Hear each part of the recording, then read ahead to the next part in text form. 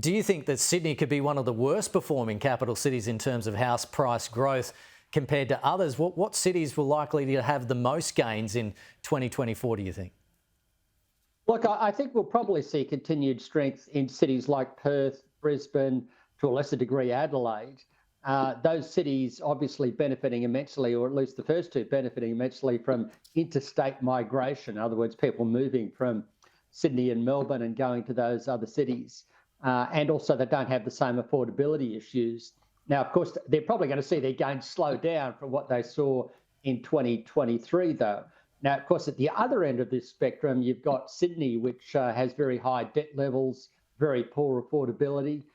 It saw a good rebound through into the middle of 2023, but it's now starting to slow down. And of course, Melbourne has actually gone negative.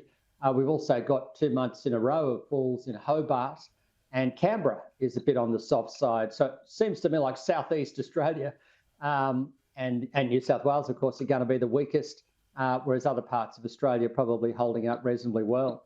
I just want to get your thoughts on inflation. Should the government do more than the one-off payments to 5 million households to reduce power bill cost of living pressures? And if it does, could it potentially add to the inflation issue that we're seeing? Well, it's a complicated one. Look, to be honest with you, I would hold off at present, give it some more time. We have seen a fall in wholesale prices. There's even a fall. There's even reports. I was looking at some of today's papers of negative wholesale prices flowing from the huge surge in rooftop solar energy coming into the grid in parts of Australia. So right now, I would probably hold off. I think we are going to see when the numbers unfold this year that retail prices may come off a little bit. So therefore, I don't think there'll be a need for further energy bill relief. That said, the best time to review this would probably be in the May budget or thereabouts. So right now, I don't think there's a huge urgent need to do it, but obviously it's something worth keeping an eye on. Just on the stock market, I mean, it's been doing quite well in the past month or so, but we may be due for a correction very shortly. But is it expected to be a volatile year, considering that major elections around the world, like the US elections, are coming in November? Does that cause wild swings, do you think? I think it probably will be a pretty volatile year.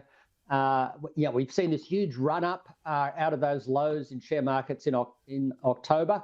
The US share market rallied something like 16% into year-end. Our market rallied something like 12% just over a couple of months into year-end. So right now, we're somewhat vulnerable to a bit of a pullback. And obviously, there's tensions in the Middle East with the Red Sea and so on, which could give us that pullback. There's also uncertainties about when central banks will start to cut interest rates. I think they will, but we may go through a month or so where they indicate it's still a fair way off before they do that. There's obviously risk of recession in Australia and globally, uncertainty about the Chinese economy. And as you mentioned there, we've got lots of elections this year. Something like half of the world's population will face an election. And that, of course, includes the US. And the US is the big one in this, where you could see a bit of volatility around it. That said, if you look at the US share market, it normally does okay in election years, particularly where a sitting president is seeking re-election. Who knows how precisely this one will turn out. But I think it will be a volatile year. But as central banks start to cut interest rates through the course of the year, then I think that will ultimately underpin markets, even though we're probably going to see volatility along the way. Out of interest, our target or our forecast for the ASX 200 by year end is around 7,900. Of course, of course, those targets can be blown out of the water quite easily. Yeah, it's all dependent, isn't it? From here. Yep, all dependent. Shane Oliver, good to have you on. Thank you. My pleasure. Thank you.